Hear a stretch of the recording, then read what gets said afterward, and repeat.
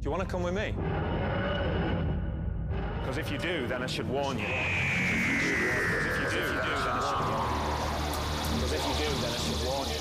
You're going to see all sorts of things. Ghosts from the past, aliens from the future, the day the Earth died in a ball of flame. It won't be quiet, it won't be safe, and it won't be calm. But I tell you what it will be.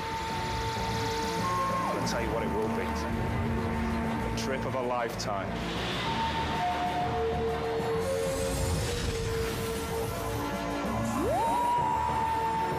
Trip of a lifetime. Doctor Who, Saturdays at 7 on BBC One.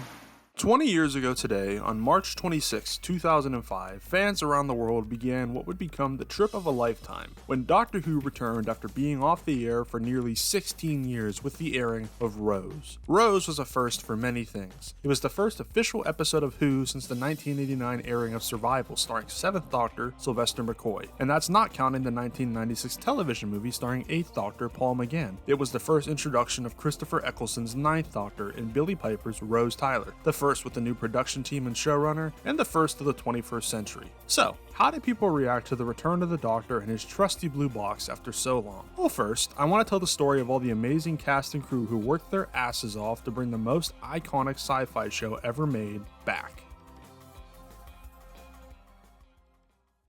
But first, let's do some wibbly-wobbly timey-wimey antics and go back in time to get some backstory on the show itself. Doctor Who began airing on November 23, 1963 and was a huge hit with audiences. William Hartnell's Doctor won over audiences all over the world, and his relationship with granddaughter Susan and companions Ian and Barbara captivated audiences week after week as they went on adventures throughout time and space. Hartnell played the character for the next 4 years with a revolving cast of companions accompanying him on his journey, before his health forced him to retire from the role. But the concept of regeneration was crafted and born, and the show was changed forever when Patrick Troughton came onto the scene. Over the course of the next 22 years after that, multiple Doctors and companions went on many adventures through time and space until, sadly, it was over. Who wasn't getting the ratings it once had in the 80s, and with its relevancy dying, they decided to cancel the show, where it lay dormant for many years, besides one official movie in 1996 and a million fan projects that tried to keep the show and its spirit alive. Who had no chance of ever coming back in an official capacity, at least if it wasn't for one man and his determination to bring his childhood show back. Allow me to introduce you to Russell T. Davies, an up-and-coming television producer and writer who was a Doctor Who superfan growing up, particularly liking the works of Robert Holmes, who penned all-time classics like The Ark in Space. When Who was cancelled in the late 80s, Russell made it his goal to bring his childhood show back for the modern audience. And he spent years doing this until he finally got the meeting he was waiting for, and in August of 2003, it was officially announced that Doctor Who was returning for a 13-episode season in 2005 with Davies as showrunner. He got to work immediately. He assembled his team of writers, producers, and directors, and he carefully crafted the story he wanted to tell, and production was set to begin in 2004. But Davies was still missing one crucial element if he was going to make this work. He needed a doctor, and he needed a good one. And he had the perfect man for the job.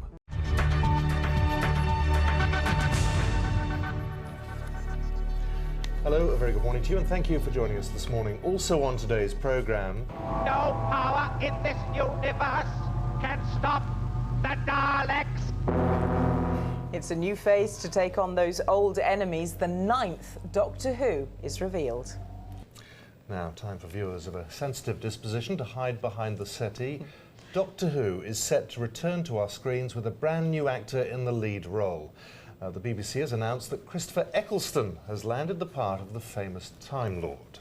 While some more well-known actors like Hugh Grant were considered for the part, Davies chose actor Christopher Eccleston to be the 9th actor to play the Doctor. And he was the perfect fit, with his background in theater and more recent additions in movies like 28 Days Later, showing he was the perfect fit. Eccleston's Doctor was one who was alone, the last survivor of a war which decimated his planet and people, and filled with trauma. He used that to protect the innocent no matter what, while also trying to be jovial on the outside. This Doctor was accompanied by Billie Piper's Rose Tyler, who was instrumental in helping this Doctor feel hope when he truly had none. Now, with a Doctor cast, a companion cast, and everything all set to go, the board was set, and the game was about to begin, as we finally get back to March 26, 2005.